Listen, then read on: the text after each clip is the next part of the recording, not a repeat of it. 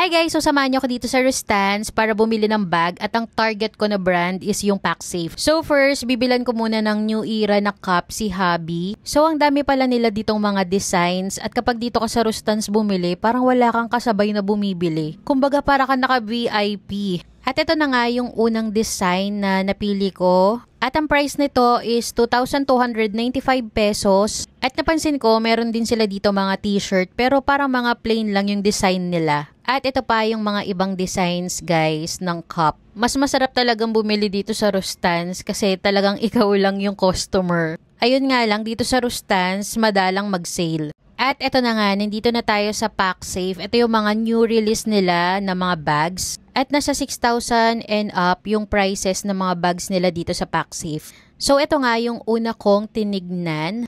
Maganda sana siya pero naisip ko kasi na parang meron na akong ganitong style ng bag. Ito guys is nasa 7,400 kung hindi ako nagkakamali. And then itong color black na to, nasa 6,190 something. Itong color black is okay siya sa akin, maganda yung style niya. Convertible yung bag na to and nafe-flip mo siya. Kaso itong color black na to is last piece na lang siya. Tapos meron ng mga chip yung kanyang gold hardware. At ito na nga, tinry ko yung rose na color. Tapos bago din yung material nito which is the Econyl Nylon. Mas nagustuhan ko to kasi yung color niya. So ito na guys, yung nabili ko sa Rustans, pinarap ko lang yung cup ni Hobby. Buyers!